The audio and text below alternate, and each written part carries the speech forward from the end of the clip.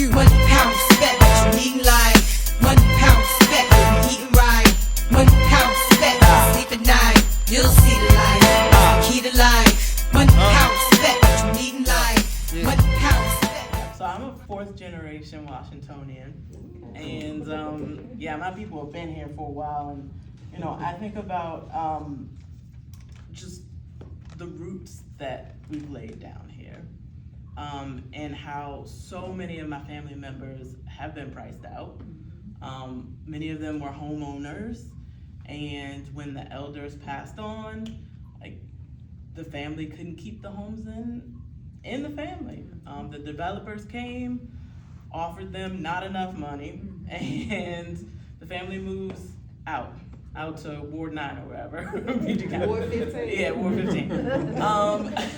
And so personally, I think about, I mean, everything that our fellow panelists here said has been so impactful and so moving, and I feel it all in my heart. To me personally and my family, it would mean being able to continue to grow roots here, to live without the worry of, is a developer gonna come and drastically change our neighborhood, the culture, the families that live on our streets. My parents are dealing with that now. They sold their house, and they want to stay in DC. They're lifelong Ward 4. I was born and raised in Ward 4. I still live in Ward 4. But they're facing this really tough reality of, you know, we want to stay, we want to retire here, we want to live out the rest of our days here. We want to see our grandchildren thrive in DC as well, and I mean, they've seen all of the changes over the decades as well. So I would say thank you for letting me process out loud. That's what humans do. Yes. I feel safe and comforted in this space. Individually into my family, I feel like a basic income would allow my family the stability to be able to see a future here, a safety, a stability, and a dream that the future generations will feel that as well. So thank you, and I think that's a great intro into our next prompt. Courtney, I'm gonna ask you, why guaranteed income now? Jobs, AI, inflation, all of this, why basic income now? But basic income should start now because, well, it should have been started a long time ago. But then we had the aftermath of World War II and all the propaganda against it. Anyway, UBI should happen now because since 1973, productivity that we workers have produced has steadily increased, while the wage, the compensation for what we produce for those for whom we work, the gap is wider and wider and wider and growing. Had there been, the reason why my answer is now is because there's never been a dip to make those numbers, those lines closer in the last 50 years. Actually 53 years. So with things going around social media saying, well, the average black median income household There's $1.05. right, and they're expecting it to drop to 0 by 2050. Yeah, facts. The reason why that seems believable and not like a triggering, like a rage bait post, is because that line keeps getting larger, and the market does not base their prices. The market for not for luxury items, not for cute things, but for the market for food, the market for real estate, the markets for medicine, over-the-counter medicine, even the markets for the prescription medicines that will charge your insurance, whatever insurance you might be able to afford, because I have the bare minimum, the option of the bare minimum thing. Right now, my family is on DC Medicaid because my child's disability is very, very severe. Side note, sorry about the tangent, but I said in front of the Supreme Court once how much my daughter's formula costs, her prescription formula. $1,500. I should have asked this. Medicaid, we covered 1,000. They actually have a limit, just like any public benefit, which one could point at and say, well, that's a type of guaranteed income. It's not guaranteed if you don't have the wherewithal to fill out these forms and things like that. It's When your child $1,500 is- for the month. $1,500 for the month. Yes, a month's supply of my daughter's prescription formula, because she has GI symptoms among many other symptoms with her disability. She wasn't supposed to live past 1. Y'all know that, right? Some of y'all know that, some of y'all don't. My daughter wasn't supposed to live past 1, thanks to Children's and whatever I may or may not. I don't like bragging, but I may or may not have done something right for the first 4 years. I don't know. Yes. She's 6 now. Okay. Praise God. It's a blessing. Thank you. Thank you, Mom. So that's why, the fact that these things, that's priced based on what insurance you can afford. Right. And or what insurance where you live can afford. In this case it is where I live, just so happens to be able to afford that, afford part of it. WIC covered $1,000, Medicaid covered $500 of it. Okay. So, that being said, food, medicine, clothing, Basic to, needs. I'm wearing, like, these are scrubs.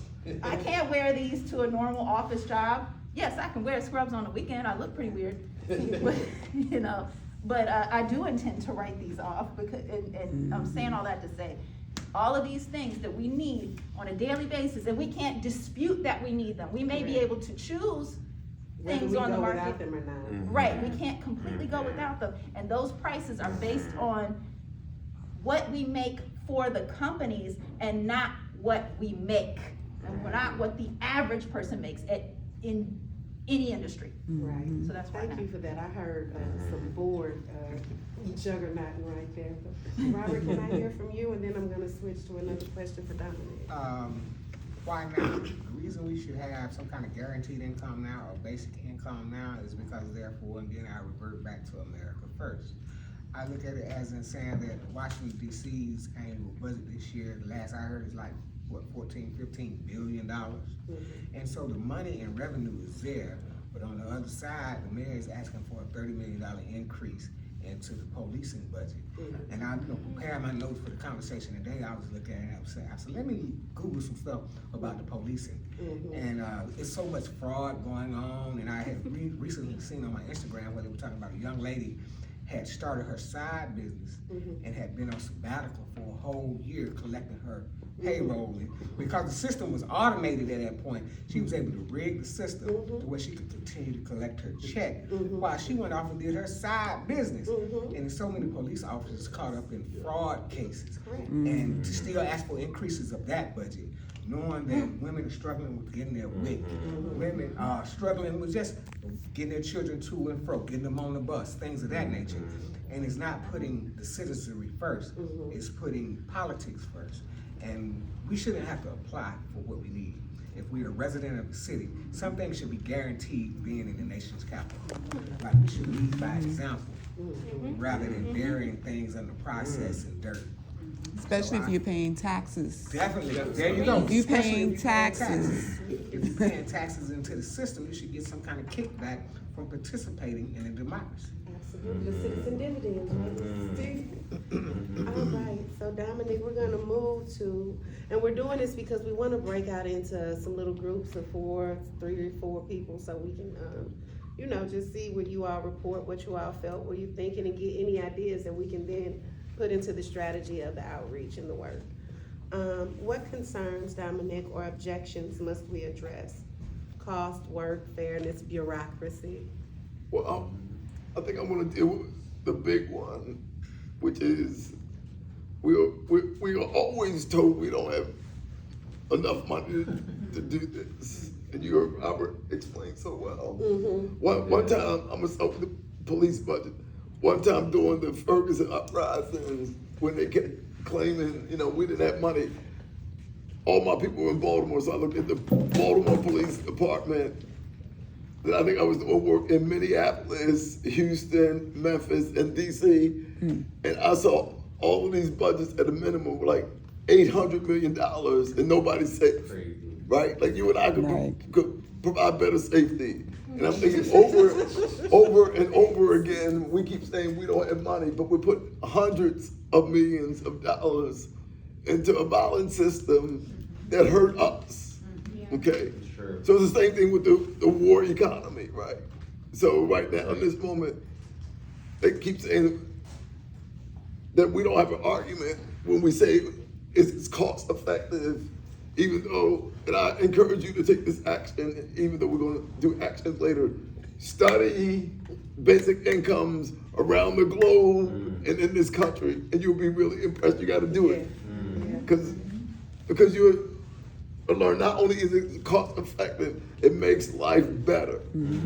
So $1 billion a day on killing humans is never better than a basic income. Right? Let's get that right. Right. You're right. And you gotta talk just like that. You gotta talk just like that, right? You gotta talk just like that. Make it clear. Right. Steve, make it clear. Yeah, Steve, we want to hear Make from it- you. Make it clear, make it personal, make it Right. concrete. Yeah. Speak to people in terms of their immediate interests. And my way of organizing and campaigning is primarily asking questions. What would it mean for you? How would it affect your family? What do you think would be possible if everyone in our society had at least a basic income? And this is why I'm so annoyed with conventional politics, because it's all about jobs and the economy and the market, and that's why the title of my forthcoming book is Individuals First, saying that we have to learn to focus on real, unique individuals and not get lost in these vague abstractions. Absolutely. And this is why it has to happen now. Now, and I'm with them. I just want to caveat, if I could, that we can, and not for nothing, I think that this room is super beneficial of everybody in here being a superhero. People saying they'll never do that, and we just sit there and we say it's delayed, and 20 years later, That's right. they're doing it. I know That's that. right. So with that, I lost that other thought, but it was very, very powerful. Yeah. I don't know if this is a question and answer type of thing, but I wanted to piggyback off of what you were saying. I'm Amy. So with the guaranteed income, I think the biggest component with that is teaching people how to use money, Yes. how money works. And I was never taught how to manage money. I'm a 70s baby.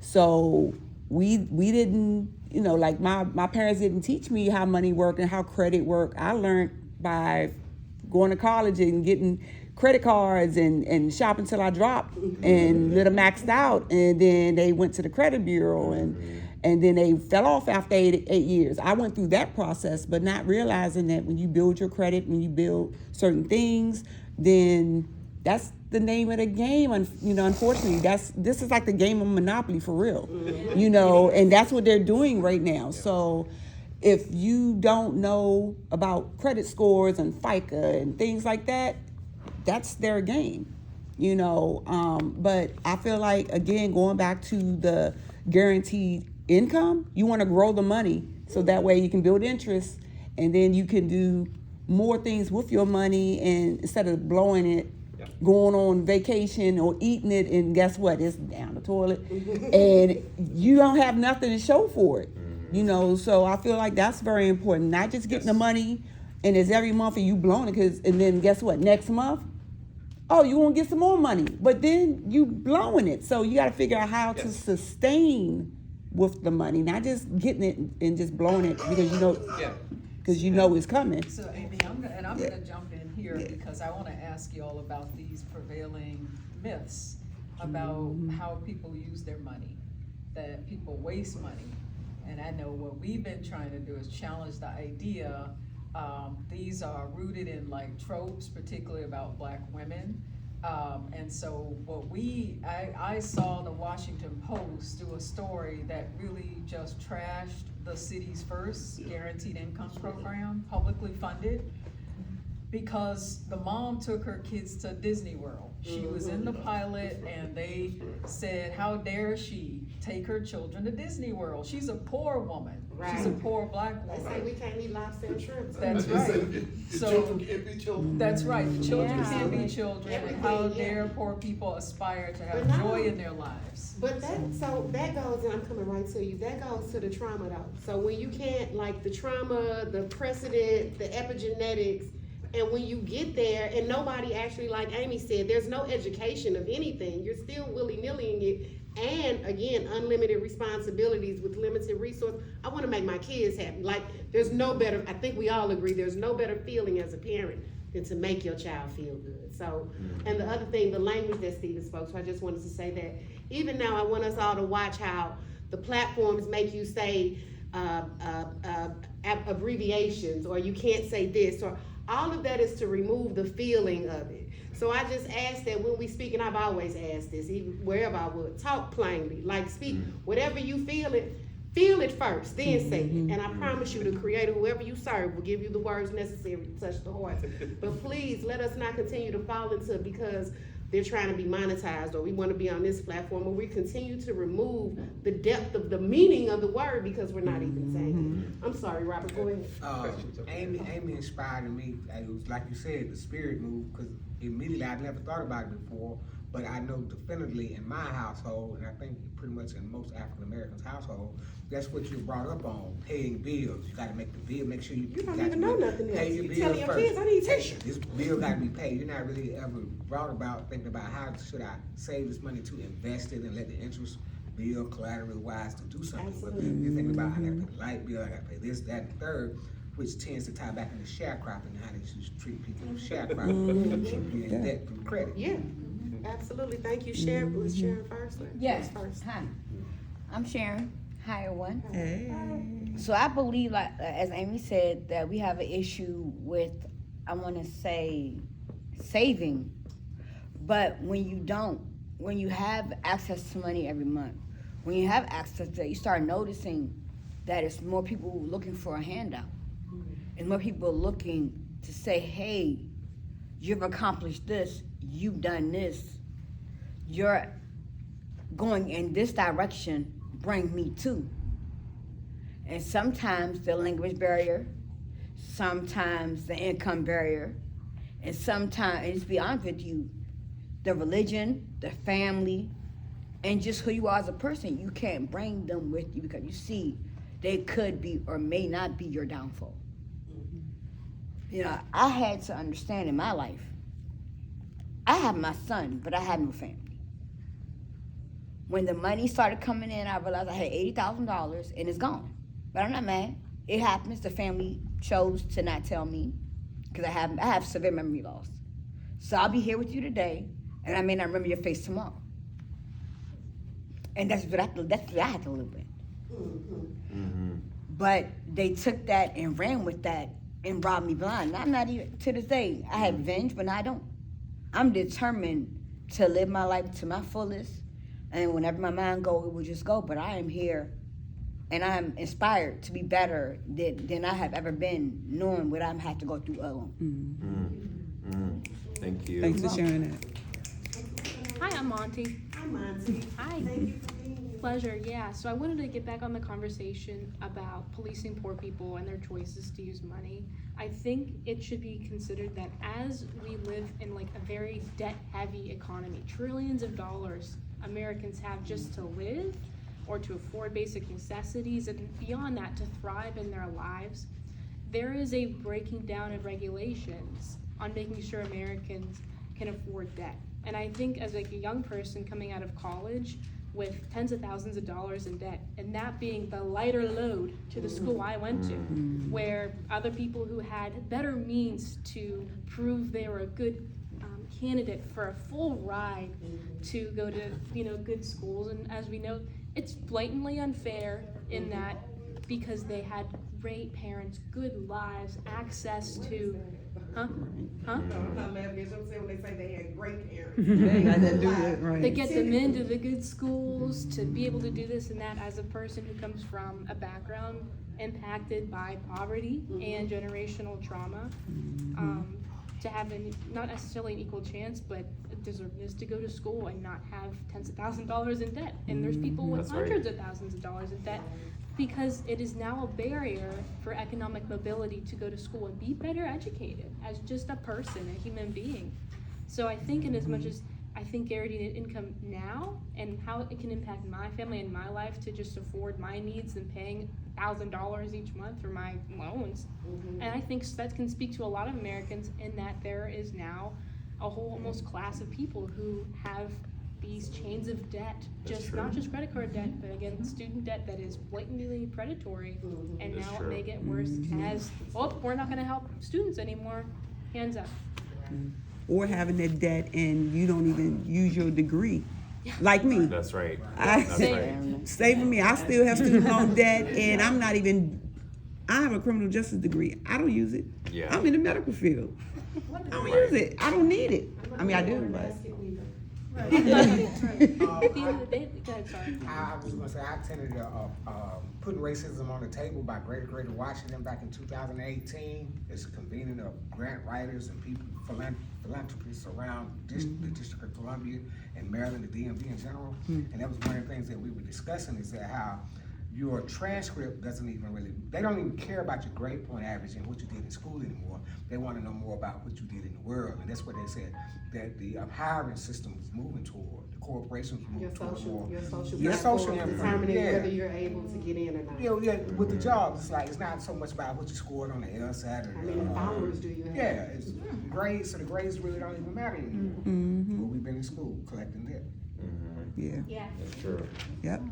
Alrighty then, I'm just gonna ask my panel, is there anything with any one of the questions that quite possibly either one of you may have wanted to say before we move on to conclusions and breaking into groups? Other than my degree and what the paper was printed on?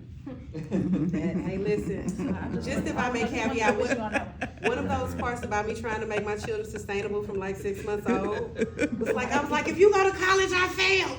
We live in the District of Columbia. You can do whatever you want, and I'm your brother. So they're thoroughly scarred by that. So I'd like to pick up on a couple of things that people have said. Please do. Imagine Washington, D.C., or the nation, or some small town where everyone knows that they have a basic income. So Robert mentioned the police and issues of fraud and waste and corruption. Well, one of the powerful aspects of basic income is that we're giving it to everyone, and humans are naturally social beings. We are communal beings. Yes, we want to participate with other people and enjoy being with other people. And so when everyone has a basic income, I'm certain from lots of discussions I've had and research I've been doing that there will be a significant decline in crime and all of the criminal justice issues. So we'll be able to begin cutting police budgets. And on issues of fraud and people trying to exploit and waste the money. Well, anyone who wants to commit fraud, a bankster or fraudster or criminal of any sort, is gonna look for small little programs that are not well supervised and a lot of current welfare programs. We've been hearing news about Medicare fraud in Wisconsin or Minnesota and other states. Well, when everyone has a basic income, everyone will have a direct stake in seeing that government money is used responsibly in helping to stop fraud and helping to prosecute people who might be committing some sort of fraud. Part of the power that I always talk about is that basic income, especially universal basic income, citizen dividends, establishes a baseline of economic justice, economic security, economic equality. So a lot of questions about race and historically marginalized or abused peoples, we can begin to resolve those issues. Can't change history, but we can ensure that everyone is on the playing field going forward. So again, why now? Because it should have happened 20 years ago or 50 years ago. And every minute we waste, every minute we spend just talking instead of acting, people are dying. People are suffering. Our planet is dying. Species are going extinct. What kind of world do we want to live in? Stephen just inspired and started me the point of we invest more into the landscaping. The city is investing more into the landscaping of the city rather than the people. Yeah, it's human capital. So the people can come visit and see it. Yeah, it's the tourist. Well, tourism is like one of the largest blocks of like revenue for the district, right? But I said that all the time when I was a tree hugger, that we can sustain the earth, but if the people ain't here, it's kind of moot, man. But yeah, so for me, it's all about human capital. I realized when he said Andrew Yang earlier, that the UBI, that's where I really got into it with him. And I had actually everything that we're working on today, Melody, is like my dream work of 6 years ago. So I'm literally, it was DC welfare, it is, she is her legacy, like it's everything in that. But we're just gonna go around, I guess, Courtney, we'll begin with you, and we'll just conclude this part, and then we'll break into groups. Is that okay, ma'am? Yeah, I mean, and the one thing the audience should hold on to, go right ahead. Wow, I'm right on the spot. I just want to emphasize that we use, very often, those who are in power would take the worst example of the worst example of the worst example, blow that up and say, this is why we shouldn't do this. Yeah. So, for example, the quote unquote Reagan's welfare queen. The vast majority of public benefit recipients always has been and is to this day not the demographic he was attacking based on this one person. That's right. Right. And that was 40 years ago, and it's still here today. It's still verily present. It is. Right. Verily present. Right. And the other part of that is, so what? Right. There will be some people who waste their basic income. There will be some people who waste their lives. So what? That's exactly The why rest of us will be vastly better off, and even those people who are so wasteful or ignorant, or they will have opportunities to learn. And they have friends and families and parents who will want them to learn and be more responsive. Absolutely. That's So- why I bring up also that when we Reagan's don't have welfare those, queen. we don't actually have a universal. The second example that I wanted to bring up is that there are peer-reviewed studies that show that the majority is not an attack on you. The vast majority of the poor spend their income, or those who are below the poverty line spend the vast majority of their income on basic needs. Yep. But they will find one person, they will go out of their way to do one case study on one person who has made the worst financial choices and say, see, they are ignorant with their money. Girl. Yeah. So Courtney, what would be the one thing you want the audience to hold on to in universal basic income, guaranteed income? I want everybody to hold on to watching their sources. Watch your sources. Figure out who did the study, who is telling you the X, Y, and Z negative income about universal income. Because that's why it's taken this long thus far, because we're believing the wrong propaganda. That's right. And not what good-hearted, good faith, acting academics are putting down. There are some endowed chairs Don't get me started. Melody mentioned the 5 or 6 studies that have happened here in DC, the demonstration The programs. pilots. And there have been 150 programs around the country. Yes, they are. And, you know, I specifically mentioned in this short article that most of those programs have been with people who were historically marginalized, Black single mothers, welfare recipients, teens aging out of foster care. That's right. All of those studies showed that exactly what you're saying, Courtney. People make good decisions and use the money responsibly, even the people who have been historically marginalized. Thank you for that, Brittany. Yeah, just wanna echo Courtney and all the other panelists that we gotta change the narrative. Yes, that's right. Exactly what you're talking about is false, and there are numerous studies that show that it's false, and we need to be out there speaking to people's hearts and minds to change that narrative. I mean, I think a lot of people are in their echo chamber, in their bubble, and they're gonna believe what they believe, and they're not out there talking to people that have a different life experience. So I would say changing the narrative is like the next frontier of this work. Yeah. One thing I also really want to quickly touch on is the threat to DC's autonomy and how that directly affects just how we're able to live.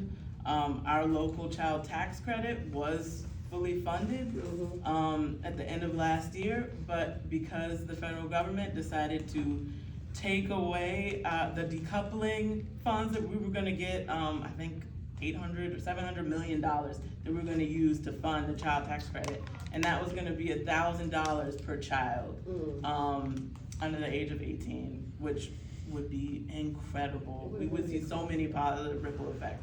That was not included in this fiscal year's budget because the federal government decided that we can't have it. So I think that really fighting for our autonomy, DC statehood is something to focus on as well. Imparting our share that I'll say that I don't know if you've heard, but there are a whole bunch of different complexes. There's the prison industrial complex. There's the nonprofit industrial complex. There are all of these forms of complexes. The military industrial complex, but you'll never hear, well, I haven't heard of it yet. I'm etymology, I'm big on words, knowing definition of words. The people industrial complex. And we are the people. But the city doesn't invest in the we are the people. It invests into we are the industry, we are the business. So we gotta put people first, and that starts with knowing your neighbor. And that's something we've gotten away from. Knowing your neighbor and knowing the rules of the game. All this is a game. It's more or less of understanding, again, how money works, the branches of government, how legislation works, and why it's working that way. Like if you know the different processes, then you know how to fight. Right. And like you say, your community, you pairing yourself up with the people, then everyone is locking arms. Yeah, then they hear you. You know, but if it's just one person, hey, you gonna, you know, they're like, okay, whatever, bye. But if everybody is locking arms and literally saying, if we're not doing this and we're not paying taxes, if we're not going to get this, then we're not going to comply. They can't lock everybody up. I've been That's saying, right. take Yeah. that power back, call Leah Wax. Yeah. Susan, you have anything else? I'm enjoying this discussion immensely. Dominic and then I'm gonna I close love out. the energy I'm hearing from everyone. And when I first stumbled across the ideas of basic income back in the 90s and was writing my first book about it, I kind of had this idea that I would rather just live on a minimal income and be anonymous in a world where everyone had a basic income and a sense of equality. I would prefer that to being rich and famous in unjust, dysfunctional societies such as we currently have. And so that has been one of my guiding principles, and I write as an act of service to the world and to the community. And I look forward to continuing these conversations with each and all of you as we move forward. And this is DC, right? And this is why I'm so pleased that Melody and others are working on the DC movement for a basic income. Because everything that we do in DC can be magnified just by casual contacts with media people who are here or passing through, or politicians who are here or passing through. And if we can really get enough interest in this idea here in DC, then Republicans in Congress can try to stop us, and that'll be a great opportunity for us to really organize. Get the spotlight. All publicity is good publicity. But you know, this is also the nation's capital, so That's everybody is looking at Washington, That's D.C. right. So if D.C. doesn't have their business together, I mean, it sets the tone for the rest of the country and of the world. Yes. So yeah, D.C. has to get it together. So a few people haven't had much to say, if anyone who hasn't spoken up. Yeah, and I guess, did we want to, all right, so I am first gonna say, we are so grateful for you all being here, and we had a call to action for you guys. We wanna know what you all think. We were, just shout it out, or take 30 seconds and just think about, what do you think the city should be doing to help us move toward UBI. a guaranteed income or basic income?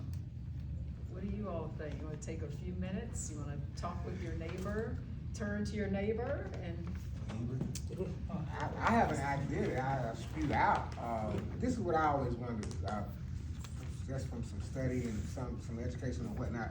In my background, it was like, why is it such as a minimum wage? Why not a maximum wage? Moving that to say, nobody, and it's coming up for me next month in June, well, month after next June, I gotta do jury duty. Why do they give you a penance for jury duty?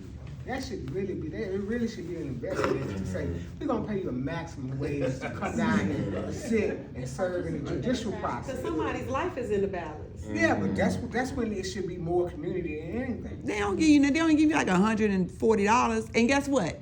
I went to serve, right? And by the time I got the check, guess how much it was? $40. $14. I ain't even cash it. You know why? Because I owed a ticket. They took it. Yeah. How about others? Others have ideas? The minimum wage piece, I think, is a very interesting part of this, because that's already sort of on the table as a way to improve folks' position. Of course, it's earned, so that's a difference. I think, though, there has to be some lessons learned as to why the minimum wage is still $7.25, and if there's such little political will to even do something around that, I think the barriers to something like this are even greater.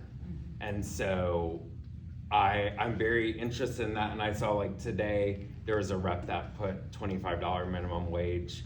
And so that seems right. They scaled it, so it's 17. I think it just went up to 19. Well, they froze it like a year or two ago, they froze it. I don't think the barriers are greater. I think basic income is a much more powerful idea and can engage people more directly, in part because it shifts the power dynamics. When people have a basic income, and when we're campaigning for a basic income, we are saying that every individual has the power to make choices for themselves. The problem with the wage discourse is that anything about wages leaves the power with the employers or with the politicians.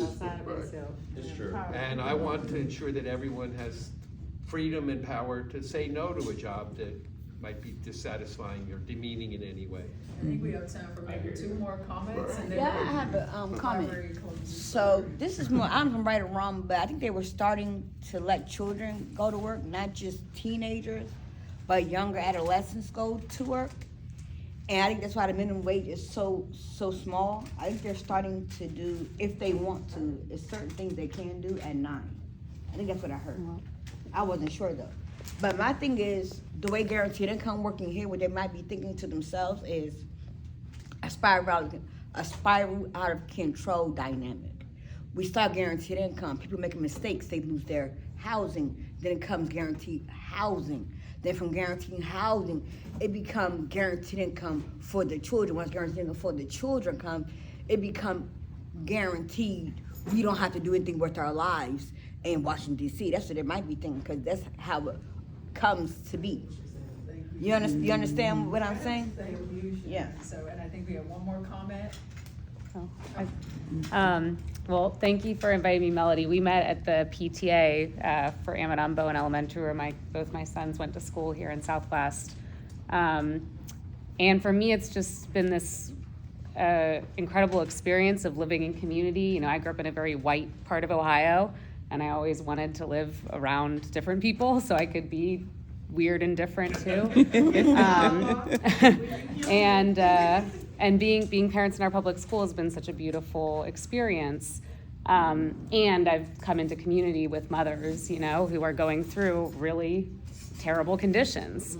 And I've seen them advocate, I've seen them try to go through the system, I've seen them struggle, and it's really unfair, you know, to get back to the basic message. Like, I think that I really appreciate the work you're doing in our community and to advocate. Well, and I appreciate everyone coming together. And I just hope you all, if anybody else wants to make one final comment, we see, Amy. No, I can't keep my mouth shut. So I feel like with this guaranteed income, a savings component should be added to it. You getting this money, and it should be like maybe a portion or a percentage of it, maybe 15% of this monthly money should go automatically to a savings. And you lock it for a certain amount of time. That way it's gonna grow interest. And then when they get to a certain age, then that way. I see that whole program. Okay. Yeah. That's interesting. Yeah. Because you're just giving people the money, guess what? They're gonna go to Disneyland. Well, I'm gonna go with what Stephen said. That might be their choice. But we also know from studies, people are meeting their basic needs. I'm gonna go with what you said. Yeah. You educate people. You give Yes. them information, and then they will choose what is right for them. And Yeah. sometimes it may not look like it's right.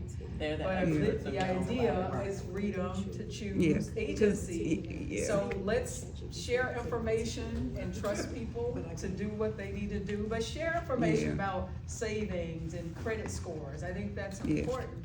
And we really just kind of like want to leave on a positive note that we support guaranteed income. And I want to Yes. give two folks an opportunity to share ways that you guys can get involved, Brittany and then Madison. And we hope that you guys will continue to engage with us. There is so much to be done. And Brittany, do you want to make your brief announcement? Yes, really quickly. We got some homework for y'all. So on every seat, there's this QR code. Y'all got it? Oh, I got it right here. And I love the way you did it. This makes us all feel better about the way we do Yes. Please scan this QR code. It goes to our petition to get our lawmakers, our council members, and the DC Council to sign on to legislators for guaranteed income. And that is a collection of lawmakers all across the country that are invested in this work, that are invested in the systems change work, that are advocating for guaranteed income all across the country. So we, our original canvas was for the mayor. She told us she was not interested. But maybe the next mayor. But she's on her way out. Yes. So we're pivoting right now to our council members, but we Yes. might pick it back up for our next mayor. That's right. So please scan the code and check out the petition. You can sign it there. And also come out on Monday, 10:30, just show up at the Wilson Building. We're gonna be walking around the building, telling council members to support guaranteed income policy. There's a program, Safe, Strong Families, Strong Futures, that the city has allowed to lapse. It was giving much needed income to new and expected mothers, no strings attached. We want that program back. We have some suggestions for improving it, but we need to bring it back. And then we're gonna hear Yes. from Madison. Yes, and the DC Guaranteed Income Coalition has been working on a Demanding Dignity film series. And so I know a lot of us were at the event in February where we saw Cracked Shells. Our next screening is Thursday, May 14th. at Foundry, which is my church in Ward 2.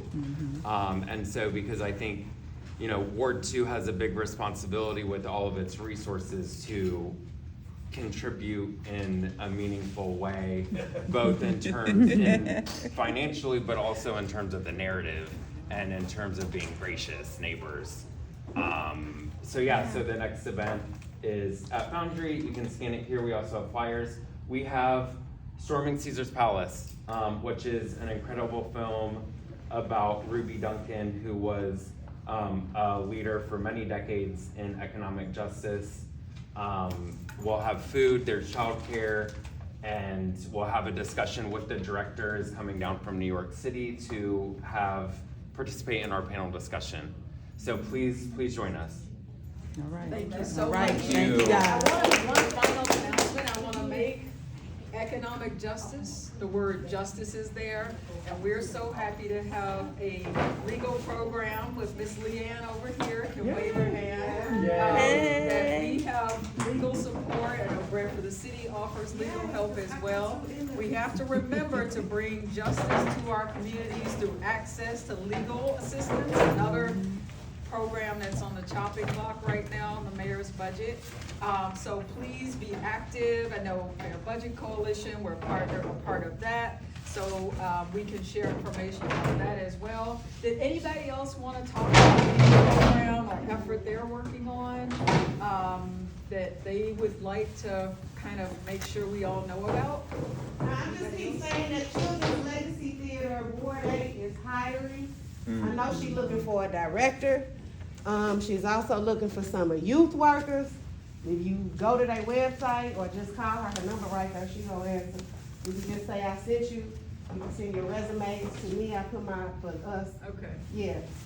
One final program, Mother's Outreach Network is trying to find moms who are in the worst circumstance a mother can be in. Her child is in foster care. We are giving cash to those moms. They have an opportunity to take part in a research program. Please spread the word, because the way the agency works right now, they're not really helping us to assist these moms. We need everyone in the community to help us spread the word about the program. If you want more information, you can visit our website, mothersoutreachnetwork.org. But thank you all so much for joining us. Please take some snacks with you. We're really, really excited, and thank you so much for coming. All right. Yeah, of course I can.